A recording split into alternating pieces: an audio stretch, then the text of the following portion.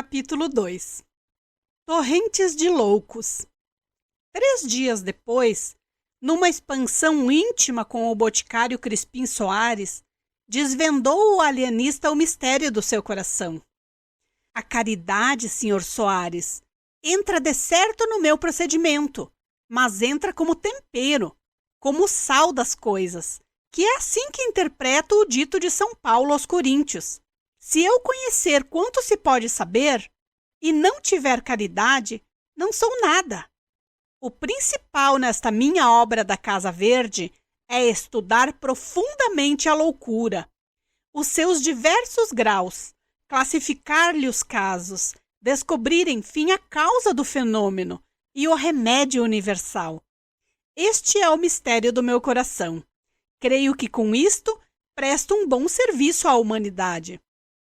Um excelente serviço, corrigiu o boticário. Sem este asilo, continuou o alienista, pouco poderia fazer. Ele dá-me, porém, muito maior campo aos meus estudos. Muito maior, acrescentou o outro. E tinha razão. De todas as vilas e arraiais vizinhos, afluíam loucos à Casa Verde. Eram furiosos, eram mansos, eram monomaníacos, era toda a família dos deserdados do espírito. Ao cabo de 4 meses, a Casa Verde era uma povoação. Não bastaram os primeiros cubículos. Mandou-se anexar uma galeria de mais de 37. O padre Lopes confessou que não imaginara a existência de tantos doidos no mundo, e menos ainda o inexplicável de alguns casos. Por exemplo, um rapaz bronco e vilão que todos os dias depois do almoço fazia regularmente um discurso acadêmico, ornado de tropos, de antíteses, de apóstrofes, com seus recamos de grego e latim, e suas borlas de Cícero, Apuleio e Tertuliano. O vigário não queria acabar de crer. Quê? Um rapaz que ele vira 3 meses antes, jogando peteca na rua. Não digo que não, respondia-lhe o alienista, mas a verdade é o que vossa reverendíssima está vendo. Isto é todos os dias. Quanto a mim, tornou o vigário, só se pode explicar pela confusão das línguas na Torre de Babel, segundo nos conta a Escritura. Provavelmente confundidas antigamente as línguas, é fácil trocá-las agora, desde que a razão não trabalhe. Essa pode ser, com efeito, a explicação divina do fenômeno, concordou o alienista. Depois de refletir um instante, mas não é impossível que haja também alguma razão humana e puramente científica, e disso trato. Vá que seja, e fico ansioso, realmente. Os loucos por amor eram 3 ou 4, mas só 2 espantavam pelo curioso do delírio. O primeiro, um falcão, rapaz de 25 anos, supunha-se estrela d'alva, abria os braços e alargava as pernas, para dar-lhe certa feição de raios, e ficava assim horas esquecidas a perguntar-se se o sol já tinha saído para ele recolher-se. O outro andava sempre, à roda das salas ou do pátio, ao longo dos corredores, à procura do fim do mundo. Era um desgraçado, a quem a mulher deixou por seguir um peralvilho. Mal descobrir a fuga, armou-se de uma garrucha e saiu-lhes no encalço. Achou-os 2 horas depois, ao pé de uma lagoa. Matou-os a ambos com os maiores requintes de crueldade. O ciúme satisfez-se, mas o vingado estava louco. E então começou aquela ânsia de ir ao fim do mundo à cata dos fugitivos. A mania das grandezas tinha exemplares notáveis.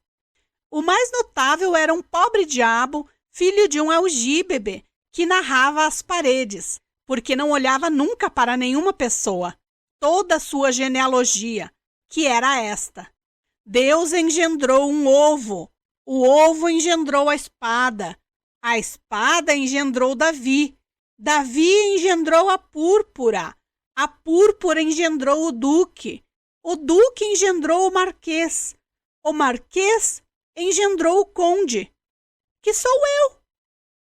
Dava uma pancada na testa, um estalo com os dedos e repetia 5, 6 vezes seguidas.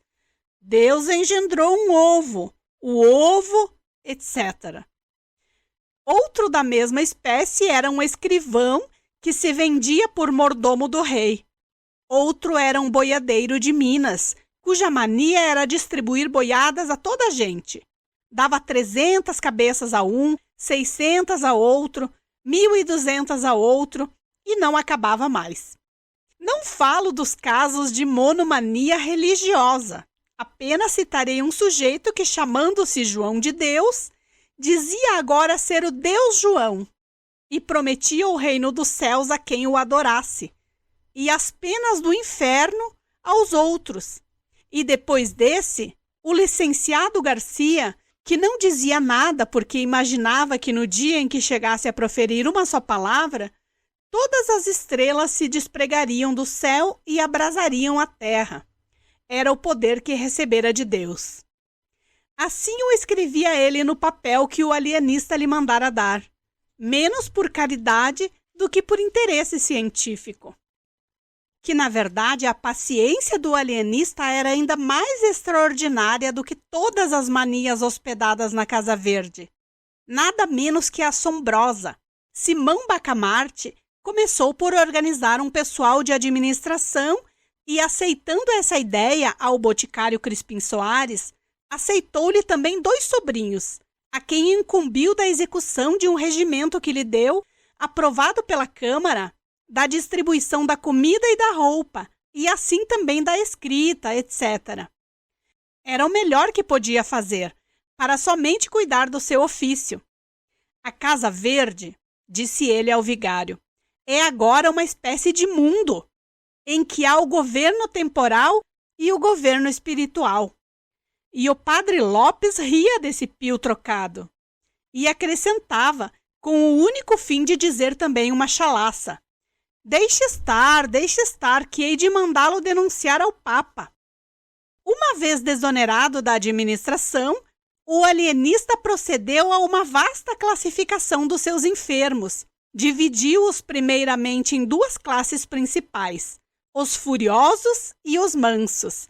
Daí passou a subclasses, monomanias, delírios, alucinações diversas.